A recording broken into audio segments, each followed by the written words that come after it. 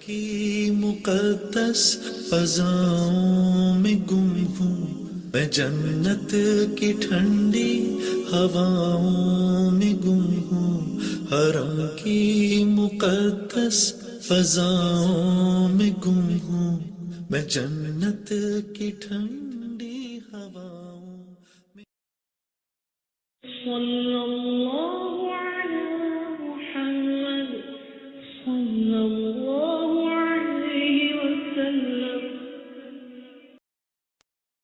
الحمد للہ رب العالمین والصلاة والسلام علی اشرف الانبیاء والمرسلین، اما بعد فاعوذ باللہ من الشیطان الرجیم، بسم اللہ الرحمن الرحیم۔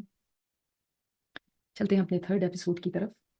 چلو مکہ کی گلیوں میں چل کے دیکھیں۔ میں نے اس دفعہ اپنی آنکھیں جو بند کی اور کھولیں تو دیکھا ایک ایسی جگہ پہ ہوں جہاں پہ بہت بڑے بڑے حوض بنے ہوئے جن میں پانی بھرا ہوا ہے، اور کچھ کھجور اور کشمش بھی ڈالی ہوئی ہے، غالباً پانی کو میٹھا کرنے کے لیے، جیسے ہم شربت کھولتے ہیں پانی میں۔ لوگ طواف کر کے آتے ہیں اور یہاں سے پانی پیتے ہیں۔ قریبی کچھ لوگ بڑے بڑے برتنوں میں کھانا تیار کر رہے ہیں حج اور عمرہ کرنے والوں کے لیے۔ میں نے دیکھا کچھ لوگ جو یہاں کے لوکل نہیں لگ رہے مگر کافی مفلوق الحال ہے، وہ جمع ہیں، ان کو مفت کھانا دیا جا رہا ہے۔ میں نے سوچا اس کا خرچہ کون اٹھاتا ہے؟ میں نے سوالیہ انداز میں گائیڈ سے پوچھا تو اس نے کہا کہ یہ رقم قریش جمع کرتے ہیں اور یہ ہر ایک کو لازمی دینی پڑتی ہے۔ اس کے ذریعے حاجیوں کو کا کھانا تیار کیا جاتا ہے۔ ایک طرف ظلم و ستم اور دوسری طرف حاجیوں کی خدمتیں، یہ کیسے دوہرے سٹینڈرڈ ہیں؟ یہ کیسی سوسائٹی ہے؟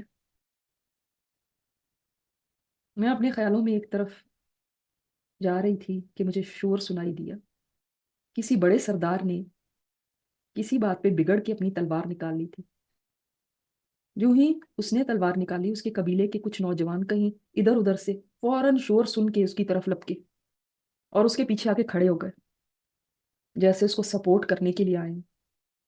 انہوں نے یہ زحمت بھی گوارا نہیں کی کہ اپنے سردار سے پوچھ ہی لیں کہ معاملہ کیا ہے، یا اس کو ٹھنڈا کریں، یا یہی دیکھ لیں کہ کہیں ان کے سردار کی غلطی تو نہیں، بلکہ الٹا سردار کی دیکھا دیکھی انہوں نے بھی بغیر سوچے سمجھے اپنی تلواریں نکالی۔ یوں لگتا تھا یہاں پر ابھی کوئی جنگ کھڑی ہو جائے گی۔ اس سے پہلے کہ معاملہ بڑھتا، ایک بزرگ کہیں سے آئے اور دونوں کو پیچھے دھکیلا۔ سردار کی آنکھیں غصے سے ابل رہی تھیں۔ پتہ نہیں کیا ہوا، مگر کیا ذرا ذرا سی بات پر یہ اس طرح سے لڑنے لگتے ہیں؟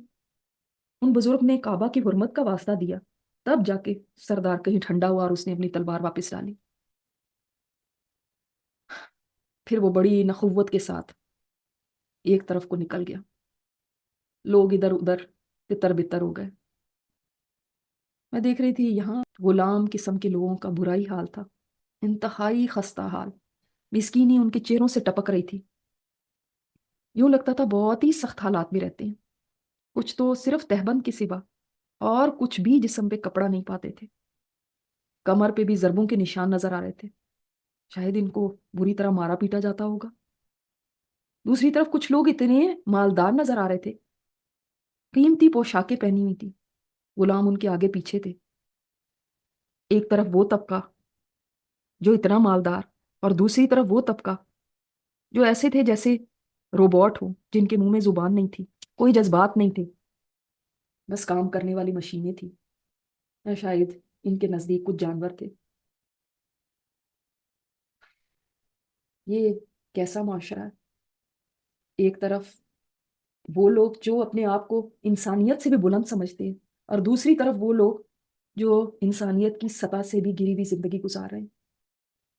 پھر میرے اندر سے آواز آئی، میں حیران کیوں ہو رہی ہوں، کیا ہمارے ہاں بھی ایسا نہیں؟ ایک طبقہ تو وہ ہے جس کے ہاں میز پر یہاں سے وہاں تک کھانوں کی لائن لگی ہوتی ہے، اور دوسرا طبقہ وہ ہے جن کو ایک وقت کی روٹی بھی نصیب نہیں ہوتی۔ ایک وہ ہیں جو جہازوں میں سفر کرتے ہیں، دوسرے وہ ہیں جن کے پاس میلوں چلنے کے لیے ایک سائیکل بھی نہیں۔ ایک وہ ہیں جن کے جسموں کو دیکھ کے خوف آتا ہے ہڈیوں کے ڈھانچے ہیں جیسے، دوسری طرف وہ ہیں جو اپنا وزن کم کرنے کے لیے پریشان ہیں۔ انہی سوچوں میں چلتے چلتے یہ میں کہاں آ گئی؟ یہ کیسی جگہ ہے؟ یہاں تو انسان بک رہے ہیں، انسانوں کے گلوں میں توق ڈالے ہوئے تھے اور ان کی بولیاں لگ رہی تھیں۔ میں حیران تھی کہ ان میں کچھ بچے بھی بک رہے تھے۔ ان بچوں کا کیا مستقبل ہے؟ یہ کیا اس دن کے لیے پیدا ہوئے؟ انسانیت کی تضحیق اس سے زیادہ کیا ہو سکتی کہ انسان بھیڑ بکریوں کی طرح خریدے اور بیچے جا رہے ہوں؟ مجھے فکر اس بات کی تھی کہ میرے نبی اس سب کو کیسے ٹھیک کریں گے؟ یہ تو آوے کا آوا ہی بکڑا ہوا ہے۔ میں نے دیکھا ایک آدمی ایک غلام کو خریدنے کے لیے کھڑا ہوا ہے۔ وہ غلام کے مالک سے کہہ رہا تھا، اتنی رقم میرے پاس اس وقت تو نہیں، مگر ہاں میں نے امین کے پاس رکھوائی بھی ہے، شام تک کا وقت دو تو میں لے کر آتا ہوں۔ وہ بولا ٹھیک ہے تم لے آؤ۔ میں نے دیکھا وہ شخص تیزی سے نکلا اور ایک طرف کو بڑھا۔ ایک گھر کے دروازے پر اس نے دستک دی۔ اندر سے ایک خوبصورت آواز آئی، کون؟ وہ بولا شیبہ۔ تھوڑی دیر میں گھر کا پردہ اٹھا تو یہ کوئی اور نہیں تھے، یہ تو میرے نبی ہیں، جوانی کی بھرپور عمر کو پہنچے ہوئے، چہرہ ایسا حسین کہ جس کی تاب نہ لائی جا سکے۔ میری نظر جب اپنے نبی پہ پڑی تو آپ کے حسن، آپ کا روب، آپ کی عظمت دل میں گھر کر گئی اور خود بخود ادب سے میری نگاہیں جھک گئی۔ آپ کی ذات اقدس سے بڑھ کے حسین میری آنکھوں نے کبھی نہیں دیکھا، نہ کسی ماں نے کبھی جنا ہوگا۔ آپ ایسے تھے گویا آپ کو آپ کی چاہت کے مطابق اللہ تعالیٰ نے بنایا، نہ قد بہت لمبا نہ بہت چھوٹا، بالکل مناسب، کندھے کشادہ، کندھوں کا درمیانی فاصلہ زیادہ تھا، جن کو ہم براڈ شولڈرز کہتے ہیں۔ بال اتنے لمبے تھے کہ کندھوں اور کانوں کے درمیان تک آ رہے تھے، اور کچھ خمدار بال تھے، یعنی کرلی، گھنے اور سیاہ تھے۔ کچھ بال پیشانی پہ ڈالے ہوئے تھے۔ چہرہ ایسا چمکدار تھا گویا 14ویں رات کا چاند چمک رہا ہو۔ رنگ گورا تھا، بالکل مناسب ڈیل ڈول، نہ موٹے نہ ایسے دبلے کہ ہڈیاں نظر آ رہی ہوں، نہ ہی ڈھیلا ڈھالا جسم، ایک گٹھا ہوا مضبوط جسم تھا، انتہائی خوبصورت، بہت اٹریکٹیو۔ آنکھیں بڑی بڑی، پلکیں لمبی اور داڑھی گھنی تھی۔ آنکھوں کا رنگ سیاہ تھا، یوں لگتا تھا آنکھوں میں سرما لگایا ہوا، حالانکہ سرما نہیں لگا تھا۔ دانت اتنے خوبصورت اور متوازن اور چمکدار جیسے موتی ہوں۔ آپ کے دروازے پہ آنے سے ایسی ہی خوشبو آئی، میں حیران ہو گئی۔ یہ خوشبو آپ کی تھی۔ آپ کے چہرے پہ سوائے شرافت اور بزرگی اور سکون کے کچھ بھی نہیں تھا۔ میرے نبی نے مسکرا کر آنے والے سے آنے کا مقصد پوچھا۔ وہ بولا میری رقم جو آپ کے پاس رکھوائی ہے وہ چاہیے۔ بغیر کسی توقف کے میرے نبی اندر گئے اور ایک تھیلی اٹھا لائے اور اس کے ہاتھ میں رکھ لی۔ اس نے تھیلی لی اور یہ کہتے ہوئے پلٹ گیا کہ مجھے گننے کی ضرورت نہیں ہے، آپ صادق اور امین ہیں۔ واقعی ایسے معاشرے میں جہاں لوٹ کھسوٹ کے لوگ اپنے رشتہ داروں کا بھی مال ہڑپ کر لیتے ہوں اور کوئی پوچھنے والا نہ ہو، وہاں پر ایک اس قدر امانت دار آدمی ہونا کتنی بڑی بات ہے۔ میں یہ سوچ رہی تھی، اگر اس معاشرے کو دیکھ کر میرا دل کٹ رہا ہے تو میرے نبی کے دل پہ کیا گزرتی ہوگی۔ آپ تو رحمت للعالمین ہیں، اور یہ گھرانہ کتنا مبارک ہے، یہ گھر کتنا بابرکت ہے جہاں میرے نبی رہتے ہیں۔ مگر یہ نہ تو کوئی محل ہے، نہ یہاں پہ کوئی پروٹوکول نظر آ رہا ہے۔ اتنی بڑی شخصیت یہاں رہ رہی ہیں اور کوئی پہرے دار نہیں، کوئی لونڈیاں غلام نہیں جیسے دوسرے سرداروں کے ساتھ میں نے دیکھے، کوئی فینسی گھر نہیں، بہت عام سا چھوٹا سا گھر ہے۔ پوری دنیا کے انسانوں میں سے بہترین انسان، پیغمبروں کے سردار اس گھر میں رہتے ہوں، اور ان کے لیے تو ریڈ کارپٹ ہونا چاہیے، ان کے لیے تو ہٹو بچوں کا شور ہونا چاہیے، ان کے لیے تو حاضر باش غلام آگے پیچھے ہونے چاہیے، مگر ایسا تو کچھ بھی نہیں۔ شاید ہم نے اس سرداری کے کچھ اور سٹینڈرڈ سمجھ رکھے، اور یہ سرداری کچھ اور ہی ہے جس کا تصور ہمارے معاشرے میں تو ہے ہی نہیں، اور شاید اسی لیے اس معاشرے نے بھی ان کو ایکسیپٹ نہیں کیا جب انہوں نے نبوت کا اعلان کیا۔ کہاں اس معاشرے کے بڑے بڑے مالدار سردار جن کا گلیمر اتنا زیادہ ہے، اور کہاں میرے نبی کی مالی حیثیت۔ شام ڈھل رہی تھی اور شام ہوتے ہی جگہ جگہ شراب کی مجلسیں لگنے لگی۔ غلام شرابوں کے جام بھرتے جا رہے تھے اور سردار قسم کے لوگ نشے میں غرق نہ جانے کیا کیا بولے جا رہے تھے. ایک طرف قصہ گوئی کی مجلس لگی ہوئی تھی. ان کے زمانے کی یہی فلمیں اور ڈرامے ہیں.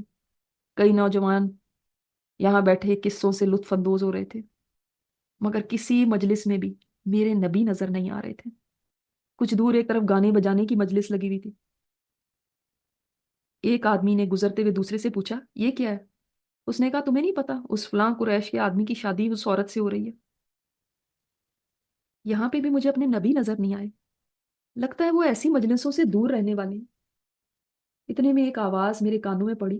کوئی کعبہ کی چھت پہ چڑھ کے اعلان کر رہا تھا، لوگو عبداللہ بن جدعان کی دیگ کی طرف آؤ. میں حیران ہوئی، یہ کس دیگ کا اعلان کر رہا ہے؟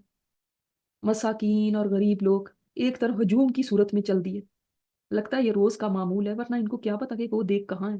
میں بھی ان کے پیچھے بولی.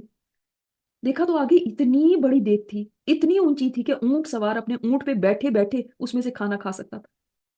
یہاں مسلسل لوگوں کو کھانا تقسیم کیا جا رہا تھا. بہت سے مسکین لوگ یہاں جمع تھے.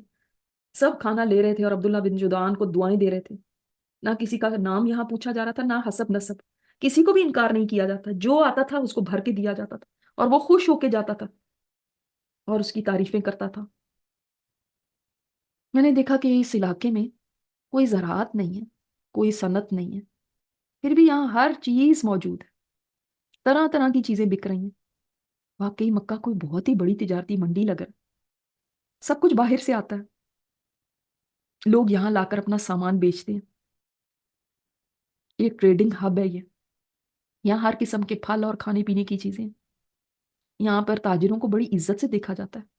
لگتا ہے ان کے ہاں یہ ایک بہت ہی معزز پیشہ ہے. جیسے ہمارے ہاں کچھ پیشوں کو بہت کامیابی کی علامت سمجھا جاتا ہے، اسی طرح ان کے ہاں تجارت کوئی بڑی قدر و منزلت والی چیز ہے. میں ابھی ان لوگوں کو دیکھ رہی تھی کہ دور سے مجھے میرے نبی آتے ہوئے نظر آئے. وہ چلتے ہوئے آ رہے تھے. ایک شخص جس نے بتوں کے نام پہ قربانی کی ہوئی تھی اور گوشت تقسیم کر رہا تھا، اس نے اپنے غلام سے کہا، امین کو بھی کچھ دے دو. غلام آگے بڑھا اور اس قربانی میں سے گوشت اٹھا کے میرے نبی کے آگے لے جا کے ان کو پیش کیا تو انہوں نے انکار کر دیا. کچھ نوجوان ایک جگہ بیٹھے ہوئے جوا کھیل رہے تھے. اور یہ سب اس معاشرے میں کتنا ایکسیپٹیبل تھا. یہاں کوئی کسی چیز کو برائی نہیں سمجھ رہا، بلکہ یہ نوجوانوں کے عام مشاغل سمجھے جا رہے ہیں. جوانی میں لگتا ہے یہ لوگ انہی چیزوں میں پڑے رہتے، کہیں شراب پی رہے، کہیں جوا کھیل رہے. حیرت ہے کہ ان میں پلنے بڑھنے والے میرے نبی، وہ بھی تو جوانی کی دہلیز پہ ہیں اور بھرپور جوانی کے عالم میں، تب بھی ان کا کردار کتنا بے داغ ہے. تب بھی ان میں یہ کوئی برائی نظر نہیں آ رہی جن میں اس معاشرے کے عام نوجوان مبتلا ہیں. حالانکہ نہ میرے نبی کے اوپر کوئی والدین کا سایہ ہے، نہ کوئی معاشرے کا پریشر ہے، پھر ایسا پاک کردار رکھنا کتنی بڑی خوبی ہے.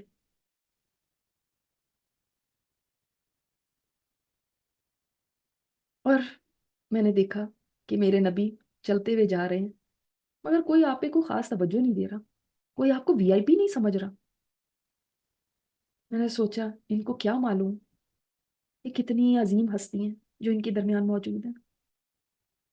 ہاں یہ ضرور تھا کہ جو بھی ان کے پاس جا کے بات کرتا تو بڑے احترام سے ان کو پکارتا.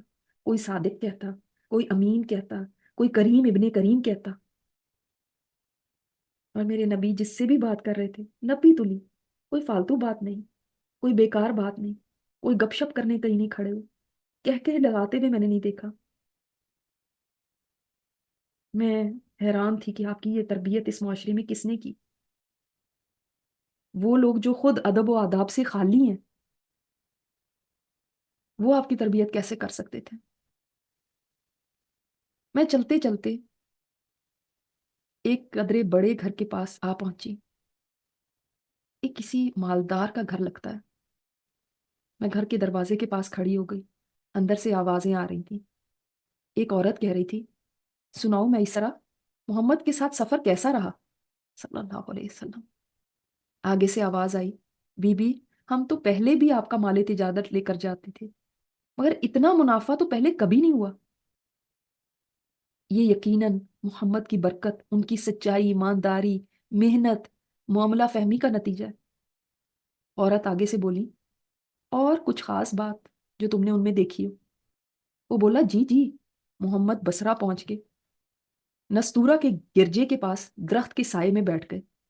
نستورہ سے پہلے بھی میری جان پہچان تھی، وہ مشہور راہب ہے جو پہلے بھی مجھے ملا کرتا تھا۔ اس نے مجھے بلا کے پوچھا تھا کہ میسرہ، یہ کون ہے جو اس درخت کے نیچے بیٹھے؟ میں نے کہا، یہ قریش کا ایک آدمی ہے۔ بی بی، آپ جانتی ہیں اس نے پھر آگے سے مجھے کیا کہا؟ عورت بولی، کیا؟ میسرہ کہنے لگا، اس نے کہا، اس درخت کے نیچے تو سوائے کسی نبی کے اور کوئی نہیں ٹھہرا۔ پھر نستورہ نے مجھ سے پوچھا، کیا ان کی آنکھوں میں سرخ ڈورے ہیں؟ تو میں نے کہا، ہاں، وہ تو ہر وقت ہی رہتے ہیں۔ تو وہ کہنے لگا، یہ وہی ہیں، کاش میں انہیں اس وقت پا جاؤں جب یہ مبعوث ہوں۔ میں خاموشی سے تھوڑی دیر یہ باتیں سنتی رہی، پھر مجھ سے رہا نہیں گیا۔ میں نے اندر جھانک کے دیکھا، ایک پروقار حیادار عورت جس کی عمر لگ بھگ کوئی 40 کے قریب ہوگی، بڑے غور سے اپنے غلام کی باتیں سن رہی تھی۔ غلام مسلسل بول رہا تھا، اور بی بی صرف یہ نہیں، بصرہ کے بازار میں ایک دن ایک آدمی نے محمد سے کسی بات پر بحث شروع کر دی اور ان سے کہنے لگا، آپ لات اور عزا کی قسم کھائیں۔ تو انہوں نے کہا، میں نے کبھی ان کی قسم نہیں کھائی، کبھی ان کے پاس سے گزرا بھی ہوں تو ان سے منہ پھیر لیا۔ جانتی ہیں اس کے بعد اس آدمی نے کیا کہا؟ اس نے کہا، آپ کی بات تو واقعی فیصلہ کن ہے۔ پھر بی بی وہ آدمی مجھے لے کر الگ ہو گیا اور کہنے لگا، واللہ یہ نبی ہیں، ان کے اوصاف ہمارے علماء اپنی کتابوں میں پاتے ہیں۔ اور بی بی میں کیا بتاؤں، میسرہ نے کچھ حیرت کے ساتھ کہا، میں دیکھتا تھا کہ جب دھوپ ہوتی تو دھوپ کی شدت میں ان پہ مسلسل چھاؤں رہتی تھی۔ میں نے سوچا، یہ یقیناً ختیجہ ہے۔ انہوں نے میسرہ کو جانے کا اشارہ کیا۔ یوں لگتا تھا کہ وہ میرے نبی کے عظیم کردار اور اس نے معاملہ سے بہت متاثر ہوئی۔ ختیجہ نے لونڈی سے فرمایا، نفیسہ کو بلا لاؤ۔ کچھ ہی دیر میں دونوں سہیلیاں راز و نیاز کرنے لگیں۔ پھر نفیسہ اٹھتے ہوئے بولی، طاہرہ، میں یہ پیغام آپ کے لیے لے کر جاتی ہوں اور ابھی واپس آ کے آپ کو بتاتی ہوں۔ میں نے لفظ طاہرہ سنا تو واقعی مجھے اس نام کی سچی تصویر نظر آئی ختیجہ میں۔ آپ کی پاکیزہ سیرت اسی قابل ہے کہ آپ کو یہ خوبصورت لقب دیا جاتا۔ نفیسہ کے جانے کے بعد ختیجہ بے تابی سے ان کا انتظار کرنے لگی۔ کچھ ہی دیر گزری تھی کہ نفیسہ ایک خوشخبری لے کر واپس لوٹی۔ ختیجہ نے آگے بڑھ کے بے چینی سے ان سے پوچھا، کیا جواب ملا؟ ان کی سانس ابھی پھولی ہوئی تھی، لگتا تھا بھاگم بھاگ آئی ہیں۔ ذرا سانس لینے کو بیٹھ گئی، پھر جلدی سے بولی، میں گئی تھی، میں نے محمد سے کہا، آپ نکاح کیوں نہیں کر لیتے؟ تو وہ کہنے لگے، میرے پاس کچھ بھی نہیں ہے، میں نکاح کیسے کر سکتا ہوں؟ تب میں نے کہا، اگر آپ کی یہ ضرورت پوری ہو جائے تو کیا آپ قبول کر لیں گے؟ تو انہوں نے پوچھا، وہ کون ہے؟ پھر میں نے تمہارا نام بتا دیا۔ اس پہ وہ بولے، بھلا یہ کیسے ممکن ہے؟ میں نے ان سے کہا کہ بس آپ یہ معاملہ مجھ پہ چھوڑ دیں۔ خدیجہ کے چہرے سے خوشی جھلکنے لگی۔ وہ جھٹ سے بولی، اچھا پھر وہ آ جائیں ہمارے ہاں فلاں فلاں دن، میں بھی اپنے چچا کو بلا لوں گی اور وہ بھی اپنے ساتھ مہمان لے آئیں۔ مجھے یہ سن کے اتنی خوشی ہوئی، اتنی سادگی، نہ کوئی ڈیٹ فکسنگ کی تقریب، نہ منگنی کی، نہ جوڑوں کا تبادلہ، نہ 200 لوگوں کی لسٹ، نہ مہینوں پہلے سے شادی کی تیاریاں، نہ کوئی ہال کی بکنگ۔ کچھ ہی دن گزرے ہوں گے، ادھر سے میرے نبی اپنے چچاؤں کے ساتھ تشریف لے آئے، ادھر سے ختیجہ نے اپنے چچا کو بلا لیا۔ ختیجہ خوبصورت اور اسی جوڑے میں انتہائی پاکیزہ لگ رہی تھی۔ انہوں نے ایک گائے ذبح کروا کے اس کا گوشت دعوت میں دیا تھا۔ ارے میں تو بھول ہی گئی، انہوں نے یہ نہیں سوچا کہ یہ سفر کا مہینہ ہے، اس میں تو ہمارے ہاں شادیاں نہیں ہوتی، سفر کو تو ہمارے ہاں منحوس سمجھا جاتا ہے، اور یہاں یہ سفر کے آخر میں نکاح کر رہے ہیں، تب بھی ان کے نکاح میں اتنی برکت ہے۔ اس تقریب میں لگ بھگ 10-12 لوگ شامل تھے۔ 2 جہانوں کے سردار کی پہلی شادی، اس میں تو بہت دھوم دھام ہونی چاہیے تھی، اس میں تو پٹاخے اور گاجے باجے ہونے چاہیے تھے، مگر یہاں پہ تو ایسا کچھ بھی نہیں۔ ابو طالب نے خطبہ نکاح پڑھا. میں حیران تھی کہ اس معاشرے میں بھی نکاح اس طرح کیا جاتا ہے اور پھر مہر بھی رکھا گیا. کوئی 12.5 اوقیہ چاندی جو ہمارے یہاں 1487 گرامز کے برابر بنتی ہے، اور اس زمانے میں 20 اونٹنیوں کی قیمت بنتی تھی. اتنا مہر تھا اور یہ اچھا خاصا تھا.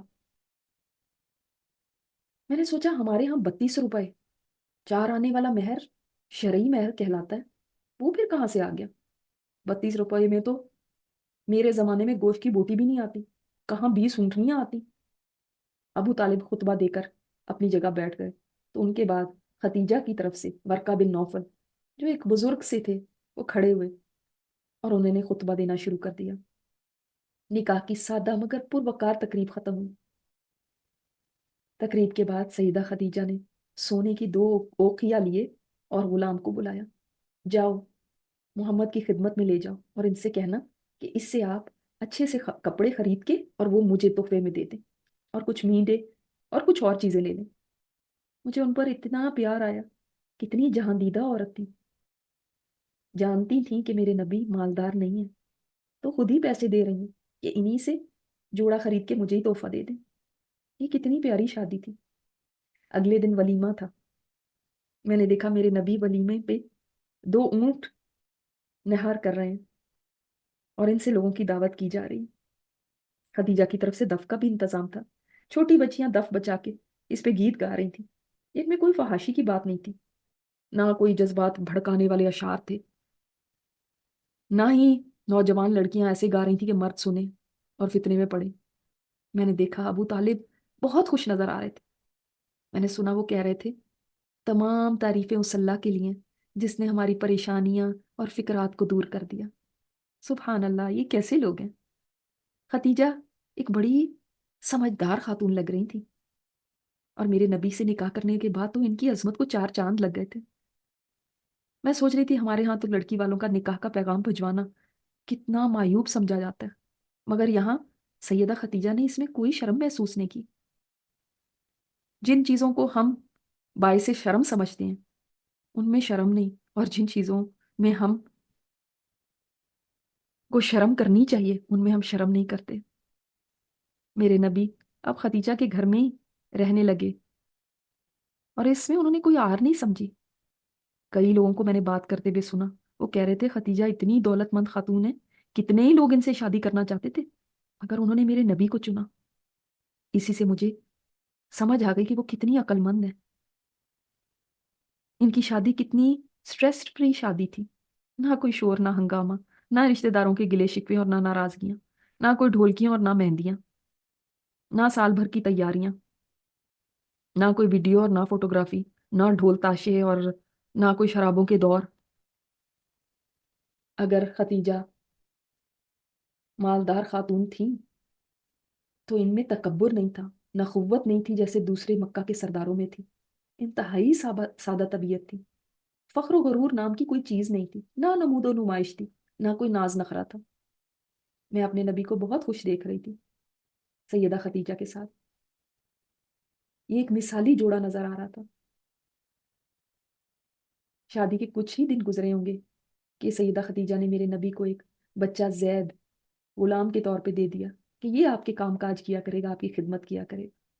مجھے اس بچے کی خوش قسمتی کے اوپر